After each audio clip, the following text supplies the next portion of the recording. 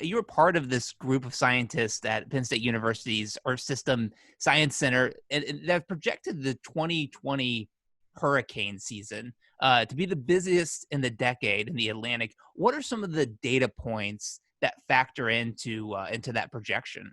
Yeah, so we did issue a prediction, a forecast of a fairly active season, perhaps the most active season since the infamous 2005 hurricane season, which saw 28 named storms and, of course, devastating storms like Katrina that made landfall in the U.S.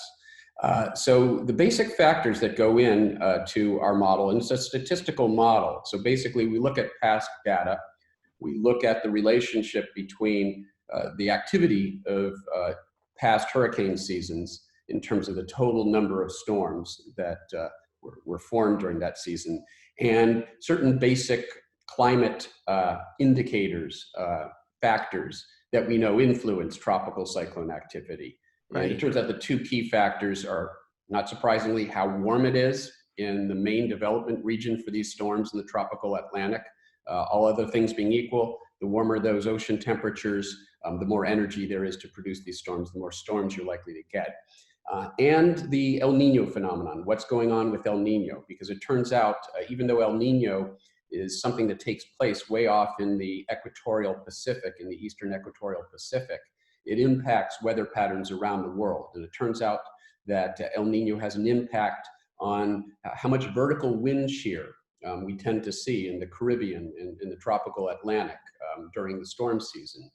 And during an El Nino year, there tends to be more vertical wind shear, and that's adverse to these storms because these storms like to form a regular sort of vertical structure. And if the wind is pushing them in different directions at different heights, it's hard for them to form that nice structure. So what we have right now is an incipient La Nina. It's the flip side of El Nino. Okay.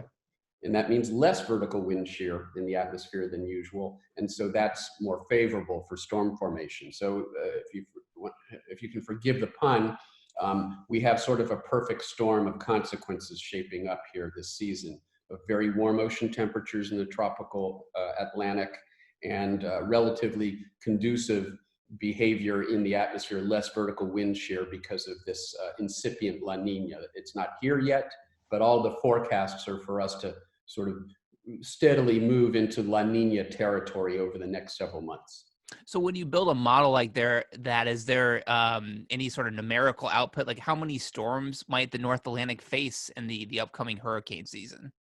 Yeah, so we use a linear regression.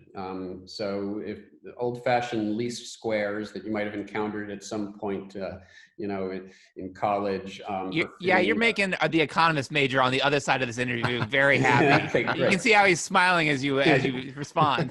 So yeah, so you guys know, it's a linear regression model, but it uses a particular type of linear regression. When you have events that are rare, like hurricane counts, then there's a sort of version of linear regression called Poisson regression. And it's for, unlike a continuous quantity, like say temperature, you're looking at the number of discrete events. In this case, how many tropical storms we're likely to get. And there's a relatively small number, on average about 12 of them a year. So we use what's known as Poisson regression to find that statistical relationship in the past between the number of tropical cyclone counts, how warm it was in the tropical Atlantic, and what El Nino was doing. And so that leads in this case to an estimate of most likely around 20 named storms with an error margin of about plus or minus 4. So somewhere between 16 and 24 storms. So we can't rule out, for example, on the high end, a season that's nearly as active as the 2005 season.